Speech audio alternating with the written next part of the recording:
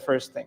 So what Allah says about my life and your life that we're living now, first of all, He says, مَا هَذِهِ الْحَيَاةُ الدُّنْيَا. The هَذِهِ is kind of idafi, it feels from a balaghi sense.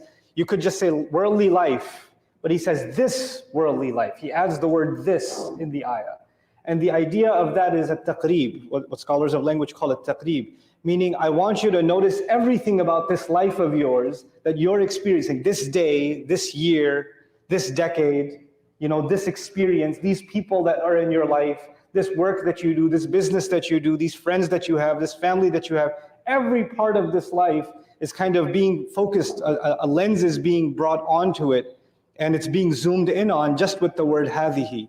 So وَمَا هَذِهِ الْحَيَاةُ الدُّنْيَا, He says, this entire life, this worldly life, amounts to nothing more. It's all it is lahwun wa la'ib. It's just two things. And a rough translation of lahwun wa la'ib would be entertainment. Lahu can be translated as entertainment. You can also think of it as distraction. So two words you can think about with the word lahu. Allah is saying this life is nothing but entertainment or distraction. That's the first thing. And then He says wala'ib, and a game or a sport or a match. Nowadays we call it a match, right? That's all it is. So in this ayah, Allah has made me think about entertainment, and He's made me think about distraction, and He's saying the really connection between entertainment and distraction and what's going on in this life. Well, what is entertainment at the end of the day? Somebody had a busy day at work, they're mentally exhausted, they're tired, they get home, they're like, I just need to sit back and just watch some highlights, some sports highlights on YouTube, or play some video games, or watch a TV show or something. Just need to let loose a little bit, entertain themselves. Or kids want to be entertained, tell me a story, right? Kids want to be told a story, or they want you to sing a song for them or something like that. And of course, when people get older, they just have the more adult.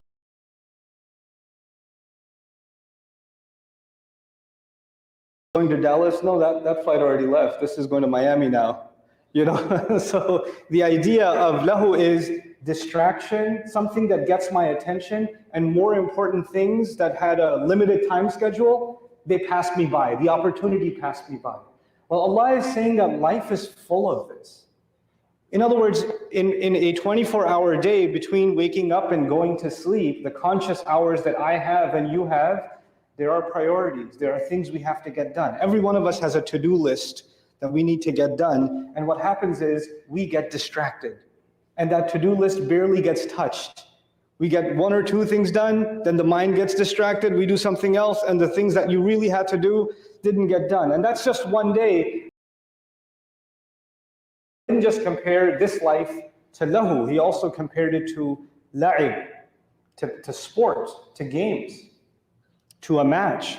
That's a really interesting comparison, because a match is about competition. You're trying to defeat an opponent. You're literally inside of that, if it's a basketball court or it's a football field, right? Or it's a soccer field or something, you're at war with your opponent. For those 90 minutes, or for those 4 quarters, or for that, in that time, the only focus you have is, I have to defeat this enemy. That's all we have to do. We have to crush this enemy, right? So our life is actually filled with a number of matches. You have a challenge in front of you, and you're going at it. You're focused on it. And while that match is happening, nothing else matters. This is all that matters. But the thing with that is, both teams, especially when things get very serious, both teams have athletes that have prepared their entire life to be able to play that match. To get to the professional level, to reach the finals or whatever, right? But only one team is going to win. They can't both win. So all of that work is going to look like it was completely gone to waste after all of that effort, because nobody's going to clap for you for great effort, thanks so much. They'll just put the camera on you because they want to see you cry. And then they'll turn the camera to the winner, right? And everybody's cheering the winner. And this is what this life is. It doesn't matter how hard you try to study for an exam. If you failed, nobody's going to say great effort. They're going to say you failed. All that matters is you failed. All those thousands of hours of study and preparation and all of that, none of that matters now, because the only thing that matters now is that you didn't pass. That's all that matters. And this life is about a series of tests. We either pass or fail, pass or fail, constantly, on and off the field. Whether it's at school, whether it's at work, whether it's in our relationships, whether it's literally on a playground, it's all of these events over and over again. And by comparison, what Allah has given us is something so beautiful. In the same vein, Allah says, وَأَلَّيْسَ لِلْإِنسَانِ إِلَّا مَا سَعَى in Surah An-Najm. He says human beings will have nothing except their efforts. He didn't say human beings will have nothing except their accomplishments. He said their efforts. So unlike this life, where the only thing that matters is winning the game, that's the only thing that matters, with Allah, the only thing that matters is the effort. That's what's celebrated, because what does the Quran teach us? Winning and losing actually comes not from people, it comes from Allah. And the only thing that actually comes from people is effort. So the only thing you get credit for is effort. You don't get credit for the victory. إِذَا جَاءَ نَصْرُ اللَّهِ. It's attributed to Allah. When the victory, from the aid from Allah, of Allah, and the victory came. Right? So the same way, تِلْكَ الْأَيَّامُ نُدَاوِلُهَا بِالنَّاسِ. When Muslims suffered a defeat in Uhud, Allah said, these are days we flip between people. We flip between people. It's not Muslims lost and the kuffar won. Allah allowed them to have victory, just like Allah allowed the Muslims to have victory in Badr. It's the victory and loss is coming from Allah. The effort is the only thing that is going to be commented on. And 60 or so ayat are there in Surah Al-Imran commenting on the loss of Uhud. And all Allah is talking about is what effort could have been made better. Where were the gaps in the effort? And what do we learn from that? And how is it going to modify our efforts? Another important thing about sports, and this analogy of the game, is that games are just another kind of entertainment. But you get so serious inside of a game. It's just, you just got a controller in your hand and you're smashing some buttons and there's a virtual thing that's responding to it. You're not dying. The boss is slicing away at you with his giant sword, but you're not the one who's dying. But you could see pain on your face, like, oh my God. And there's you're projecting yourself onto the character, and their loss becomes your loss, and you're slamming things and, oh my God, Mom, why did you call me? You distracted me. And some kids play online games, and it's like they're actually in warfare when they're playing Modern Warfare. It's really passionate, and similar to sports fans that are watching a game, especially with the Football World Cup. People are watching a game and they're so riled up. And if their team wins, there's going to be a riot. And if they lose, it's also going to be a riot. And there are cities that are sports cities. You know what they do? When they know there's a Friday night game, the restaurants and the homes and everybody goes home early and boards up their windows because they know windows are going to get broken and cars are going to get damaged because there's a big game on Friday night. So what happens? It was just a game, but it got taken way too seriously. You made it a matter of life and death. You took it too far. What do we do in this life? Sometimes things are just small. They're not that big of a deal. But we zoom in on them and we make them so important. We make them into life and death. And we do so much damage because we made something small into something big. We lose our sense of proportion. Allah says this life is just like sports. It's just like games. So there's a sense of proportion, and something remarkable that we learn from this analogy of Allah comparing life to sports is that in a match, like I said, one team can win, one team can lose, right? Or it's even a singles, like a tennis match or something. One athlete is going to win, one athlete is going to lose. Fine. This athlete has a championship cup in their hands. They get the applause. They won the match. They're the winner. But it could be true that in their personal life, they're losing in their marriage, they're losing with their kids, they're losing with their parents, they're losing to depression, they're losing all these other matches, but the only match they won is the one on the field. And it could be the guy that lost really badly is winning in every other match.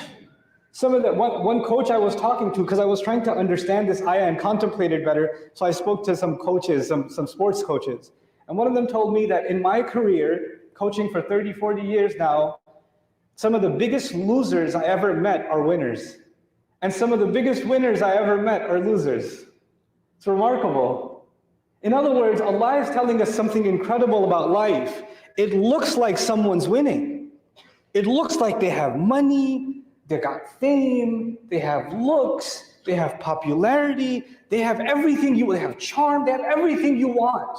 If I had that, life would be good. But actually, that's just one box. And outside of that box, they may be the biggest loser. Some of you might not know that Abu Lahab, for example, which everybody knows, Abu Lahab is like one of the ultimate villains in the seerah of the Prophet ﷺ, was a really good-looking, charming man. They were the celebrity couple. You know, he was actually, he was colored hair, tall, brilliant skin tone. People used to compare, to talk about his physical beauty and things like that. And Hind was considered a beautiful woman. These were the winners of that society by any standard. If you don't look at the Quran and you look at ancient Egypt, people still go there to take pictures at the marvel of what that civilization created. The pharaohs were winners in the world. They left their mark on the world. And we know from Quran's point of view, they're some of the biggest losers in history, if not the biggest losers in history, right? So the idea is that concept is still alive today. Just because someone is winning in one arena doesn't make them a winner. And just because you're losing in one arena doesn't make you a loser. That stamp doesn't stay on you. And if you look at real athletes, after they lose a game, they don't call themselves a loser. They're like, I'm going to train harder next year and I'm going to come back again. And I'm going to come back again. Meaning a loss to them is just learning. That's all it is. I learned what we did wrong. They analyze. Because if athletes, the ones that do play sports, if they started listening to the commentaries of their fans, they listen to everybody's criticism and commentary. And if they took that defeat to heart, they would not be athletes anymore. You can't. It's not just about physical toughness. You have to have a mental toughness to be able to be good at something. In this life, Allah created this requirement of sabr. If you're going to do anything in life, you have to be ready for mostly defeat. Mostly we're going to lose. And there are going to be pockets of victory. You can't win every time. In fact, you can't win most of the time. Most of the battles in our life are challenges. لَقَدْ خَلَقْنَا الْإِنسَانَ فِي كَبَدٍ, an overwhelming burden that Allah created a human being. Finally, going back to lahu, something interesting that some of our scholars have said, contemplating on this ayah, is very beautiful. One of the ancient ways that people used to entertain each other is they used to perform plays. So in the ancient Chinese civilization, Arab civilization, others, they used to have like even puppet shows, or somebody would dress up like the king and the other one would dress up like the Joker, or two warriors, they pretend to be warriors and they've got like these wooden swords and they're pretending to die and somebody throws leaves up to make it look like it's blood and stuff, and people are like, they get really into it. This were ancient special effects, by the way. This was ancient CGI. But now it's a modern version of the same thing, isn't it? What we're doing is we're watching a story. But at the end of that play, the king wasn't a king. And the beggar wasn't a beggar. And the victim wasn't a victim. And the killer wasn't a killer. A lot of actors that play villains and serial killers and things like that, they have a hard time because people start cursing them out when they go to grocery stores. Like, murderer! No, that was just a show. That's not the real me. I'm actually a nice guy. But people get they look at this role this person is playing and they assume this is who they really are, you understand? In this life, Allah has given people different roles. Some people are presidents of countries. Some people are generals of the military. Some people are billionaires. Some people are athletes. Some people are popular. Some people are nobody. Nobody knows them. They're not famous. They're nothing. But you know what? This life is like a play on a stage. And one day the curtains are going to pull and the costumes will come off. وَتَرَكْتُمْ مَا خَوَّلْنَاكُمْ, Allah says. You've left behind all the wrappings I put on you.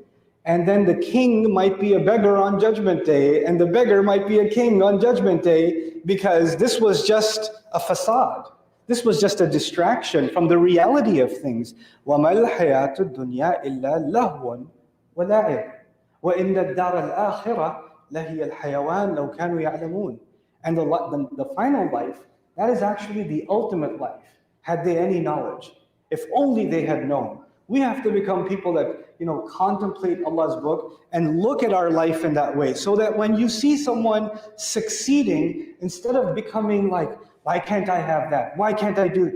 It may be that they look like they're succeeding. And maybe you not having that is a gift from Allah to you. That may be the case. That Allah wants you to not fail in the way that they might be failing. So don't fall into that facade. Don't look at something on the outside and assume this is what success looks like. This is the powerful message that this ayah has given us. And boy, are we in need of this message today. Because we are now in the age of filtered, fake presentation of self. And everybody, the new currency is no longer money. The new currency is social media following and interaction. And in order to stay relevant, you have to keep putting things up that make you interesting, or make people want to hear what you have to say, or make, just entertain the world and entertain the world. So you're becoming the puppet, and the public has become your puppeteer. These people you've never met, they're your puppeteer. Oh my God, I gotta post a new video, the engagement is going down. Oh, I gotta do this, otherwise I'm not gonna get the following. Now the algorithm has become a new god, because we gotta follow the algorithm if we're going to have growth, subhanAllah. And in this new, virtual landscape that we find ourselves in, we have to step back and really contemplate what Allah is saying to gain some perspective, and to not be distracted by something that is taking us away from something much more important. May Allah Azza wa Jalla make us all people that contemplate Allah's book and understand it in a